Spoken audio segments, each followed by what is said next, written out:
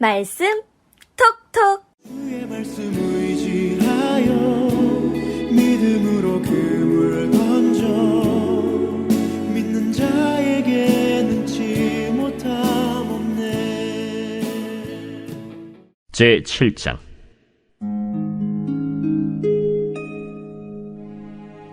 솔로몬이 자기의 왕궁을 13년 동안 건축하여 그 전부를 준공하니라.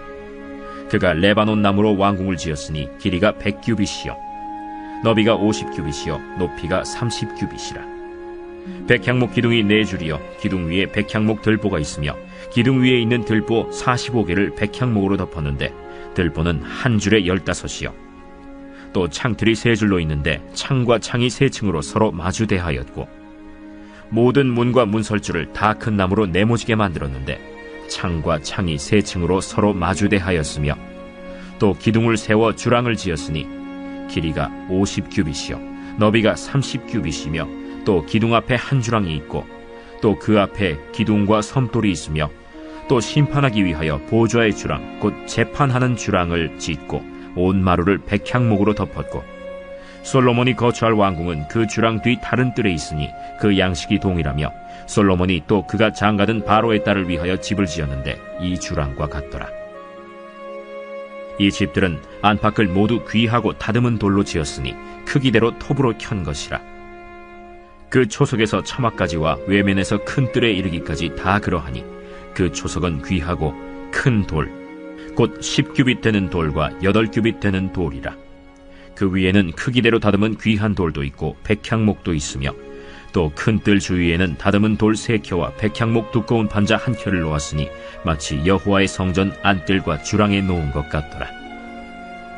솔로몬 왕이 사람을 보내어 히람을 두로에서 데려오니 그는 납달리 지파 과부의 아들이요 그의 아버지는 두로 사람이니 노수의 대장장이라. 이 히람은 모든 논일에 지혜와 총명과 재능을 구비한 자이더니 솔로몬 왕에게 와서 그 모든 공사를 하니라. 그가 놋기둥 둘을 만들었으니 그 높이는 각각 18규빗이라. 각각 12규빗 되는 줄을 두를 만하며 또 놋을 녹여 부어서 기둥머리를 만들어 기둥 꼭대기에 두었으니 한쪽 머리의 높이도 5규빗이요 다른 쪽 머리의 높이도 5규빗이며 기둥 꼭대기에 있는 머리를 위하여 바둑판 모양으로 얽은 그물과 사슬 모양으로 따은 것을 만들었으니 이 머리에 7이요 저 머리에 7이라.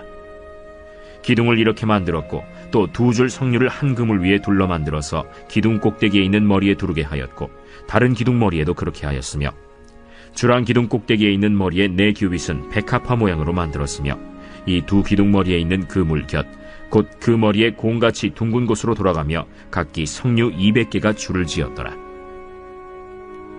이 2 기둥을 성전의 주랑 앞에 세우되 오른쪽 기둥을 세우고 그 이름을 야긴이라 하고 왼쪽의 기둥을 세우고 그 이름을 보아스라 하였으며 그 2 기둥 꼭대기에는 백합화 형상이 있더라. 2 기둥의 공사가 끝나니라. 또 바다를 부어 만들었으니 그 직경이 10규빗이요 그 모양이 둥글며 그 높이는 5규빗이요 주위는 30규빗 줄을 두를 만하며 그 가장자리 아래에는 돌아가며 박이 있는데 매 규빗에 10개씩 있어서 바다 주위에 둘렸으니 그 박은 바다를 부어 만들 때에 2줄로 부어 만들었으며 그 바다를 소 12마리가 바쳤으니 셋은 북쪽을 향하였고 셋은 서쪽을 향하였고 셋은 남쪽을 향하였고 셋은 동쪽을 향하였으며 바다를 그 위에 놓았고 소의 뒤는 다 안으로 두었으며 바다의 두께는 한 손 너비만 하고 그것의 가는 백합화의 양식으로 잔 가와 같이 만들었으니 그 바다에는 2000밭을 담겠더라. 또 노수로 받침술의 열을 만들었으니 매 받침술의 길이가 4규빗이요 너비가 4규빗이요 높이가 3규빗이라. 그 받침술의 구조는 이러하니 사면 옆 가장자리 가운데에는 판이 있고 가장자리 가운데 판에는 사자와 소와 그룹들이 있고 또 가장자리 위에는 놓는 자리가 있고 사자와 소 아래에는 화환 모양이 있으며 그 받침술에 각각 4 놋바퀴와 놋축이 있고 받침술의 4발 밑에는 어깨 같은 것이 있으며 그 어깨 같은 것은 물두멍 아래쪽에 부어 만들었고 화환은 각각 그 옆에 있으며 그 받침술의 위로 들이켜 높이가 1규빗 되게 내민 것이 있고 그 면은 직경 1규빗 반 되게 반원형으로 우묵하며 그 나머지 면에는 아로 새긴 것이 있으며 그 내민 판들은 네모지고 둥글지 아니하며 네 바퀴는 옆판 밑에 있고 바퀴축은 받침술에 연결되었는데 바퀴의 높이는 각각 한 규빗 반이며 그 바퀴의 구조는 병거 바퀴의 구조 같은데 그 축과 태와 살과 통이 다 부어 만든 것이며 받침술의 네 모퉁이에 어깨 같은 것 넷이 있는데 그 어깨는 받침수레와 연결되었고 받침수레 위에 둥근 테두리가 있는데 높이가 반 규빗이요 또 받침수레 위에 버팀대와 옆판들이 받침수레와 연결되었고 버팀대 판과 옆판에는 각각 빈 곳을 따라 그룹들과 사자와 종려나무를 아로새겼고 또 그 둘레에 화환 모양이 있더라. 이와 같이 받침술의 10개를 만들었는데 그 부어 만든 법과 크기와 양식을 다 동일하게 만들었더라. 또 물두멍 10개를 노수로 만들었는데 물두멍마다 각각 40밭을 담게 하였으며 매 물두멍의 직경은 4규빗이라. 10 받침술에 위에 각각 물두멍이 하나씩이더라. 그 받침술의 5은 성전 오른쪽에 두었고 5은 성전 왼쪽에 두었고 성전 오른쪽 동남쪽에는 그 바다를 두었더라. 히람이 또 물두멍과 부삽과 대접들을 만들었더라. 이와 같이 히람이 솔로몬 왕을 위하여 여호와의 전에 모든 일을 마쳤으니 곧 기둥 둘과 그 기둥 꼭대기에 공 같은 머리 둘과 또 기둥 꼭대기에 공 같은 머리를 가리는 그물 둘과 또 그 그물들을 위하여 만든 바 매 그물에 2줄씩으로 기둥 위에 공 같은 2머리를 가리게 한 석류 400개와 또 10개의 받침수레와 받침수레 위에 10개의 물두멍과 한 바다와 그 바다 아래에 소 12마리와 솥과 부삽과 대접들이라.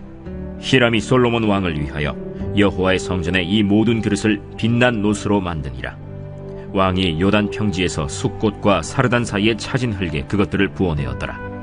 기구가 심히 많으므로 솔로몬이 다 달아보지 아니하고 두었으니 그 논무게를 능히 측량할 수 없었더라. 솔로몬이 또 여호와의 성전의 모든 기구를 만들었으니 곧 금단과 진설병의 금상과 내소 앞에 좌우로 5씩 둘 정금 등잔대며 또 금꽃과 등잔과 불집게며 또 정금 대접과 불집게와 주발과 숟가락과 불을 옮기는 그릇이며 또 내소 곧 지성소문의 금 돌적이와 성전 곧 외소문의 금 돌적이더라. 솔로몬 왕이 여호와의 성전을 위하여 만드는 모든 일을 마친지라.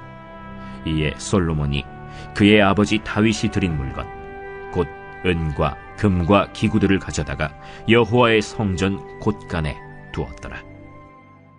샬롬, 반갑습니다 여러분. 하나님께서 오늘도 좋은 날 허락해 주셨습니다. 행복하십시오. 저는 이제 날이 추워지고 기온이 떨어지고 건조해지니까 제일 먼저 반응하는 데가 목이네요. 요즘은 새벽에 설교하고 하는 이 목이 좀 불편해가지고 조금 고생이긴 합니다. 그런데도 참 목 관리해야 되는데 목 관리에 신경 안 쓰는 걸 보면 저는 아직 프로 목사가 되려면 멀었다 싶은 생각이 들어요.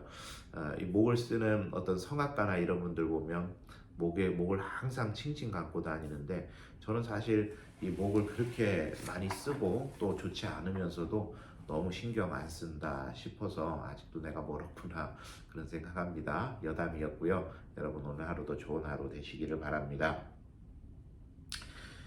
오늘 이제 그 성전을 지으면서 하나님께서 출애굽시에 명령하셨던 성막의 기본 개념을 가지고 솔로몬이 설계를 하게 됩니다.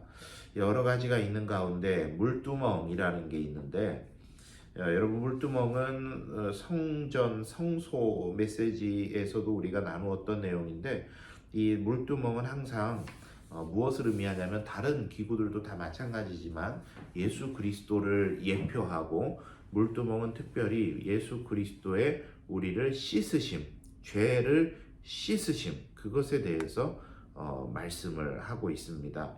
그래서 하나님의 전에 들어가서 제사하기 전에 항상 손을 씻고 그리고 정결한 모습으로 하나님 앞에 나아가야 된다. 그것에 대해서 이야기를 하는 것이 오늘 물두멍 이야기죠.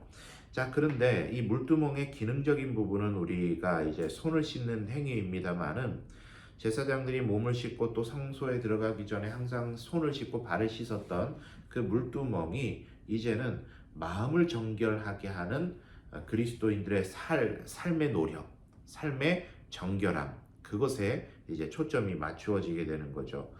예수님께서 밀밭 사이를 지나가실 때 제자들이 배가 고파서 밀이삭을 잘라 먹었습니다. 근데 바리새인들이 씻지 않은 손으로 어떻게 음식을 먹느냐며 부정하게 되었다고 이야기를 하는데, 정확한 기원은 모르겠지만 유대인들이 음식 먹기 전에 손을 씻는 그런 행위들도 이런 물두멍 유래에서 전통이 나왔을 확률이 크죠. 근데 예수님 말씀하세요. 너희는 하나님의 말씀은 제대로 안 지키면서 장로들의 전통을 더 좋아하는구나. 그렇게 이야기하면서 사람의 입으로 들어가는 씻지 않은 손으로 먹은 그 음식은 진짜 사람을 더럽게 하는 게 아니라, 진짜 사람을 더럽게 하는 게 뭔지 아냐? 너희들 마음에 있는 악독, 탐욕, 간음, 속임, 음탕, 질투, 비방, 이것들이 너희를 정말 더럽게 하는 것이다 라고 이야기를 하신 거죠. 여러분, 우리가 이렇게 밥을 먹다 보면 식탁이나 바닥에, 방바닥에 음식이 떨어지기도 해요. 그러면 여러분 그거 버리시나요? 물론 깔끔하신 분들은 버리시겠지만, 뭐라 그러죠? 3초 안에 지우면 깨끗하다 그러던가요? 그렇게 해서 지워 먹기도 하죠. 그래요. 그런데 그게 땅바닥에 떨어졌다고 그 더러운 거를 먹었다 그래서 내 인생이 더러워지는 건 아니죠. 그건 그냥 일회적인 겁니다. 씻지 않은 손으로 음식을 먹어도요, 여러분, 우리가 이 손으로요 얼마나 더러운 것들을 많이 만지는지 몰라요. 그런데 그게 내 인생을 더럽게 하진 않아요. 씻으면 끝입니다. 그것뿐이에요. 그런데 사람을 정말 더럽게 하는 것은 뭐냐면, 예수님께서 예를 들어서 말씀하시는 것처럼 악독, 탐욕, 간음, 속임, 음탕, 질투, 비방, 특별히 제자들이 씻지 않은 손으로 음식을 먹었다, 너희들은 더러운 인간 하면서 그런 눈으로 바라보는 바리새인들의 그런 눈이 진짜 사람을 더럽게 하는 것이다, 이렇게 이야기를 하시죠. 그래서 하시는 이야기가 뭐냐면, 뭐가 더러운지를 알고 너희들의 마음을 정결하게 해라. 마음이 깨끗해야 된다. 그 이야기를 하셨던 겁니다. 여러분, 이스라엘 백성들은 제사를 드리기 전에 제사장들은 물두멍에서 항상 자신의 몸을 씻고 손을 씻고 발을 씻었습니다. 왜냐? 하나님 앞에 정결함으로 나아가야 되기 때문이죠. 우리는 하나님 앞에서 마음의 정결함을 위해서 더욱더 노력해야 되겠고, 마치 제사장들이 제사 드리기 전에 손을 씻은 것처럼 예배 드리기 전에 깨끗함으로 나아가기 위해서 하나님 앞에 더욱더 회개와 자복하는 심령으로 그렇게 삶을 살아가야 되겠습니다. 여러분, 우리 마음속에서 더러운 것들이 올라올 때, 다른 것들이 아니라 내 삶을 더럽힐 만한 것들이 올라올 때, 하나님 내 마음을 다스려 주시고 정결케 해 주셔서 이 생각으로, 이 화로, 이 분함으로, 시기함으로, 비판의 말로 내 마음과 내 인생이 더러워지지 않도록 하나님 오늘도 나를 도와주십시오. 그렇게 기도하시면서 오늘도 복된 하루 정결한 삶을 살아가시는 우리 성도님들 다 되셨으면 좋겠습니다. 좋은 하루 되시고 내일 또 만나 뵙도록 하겠습니다.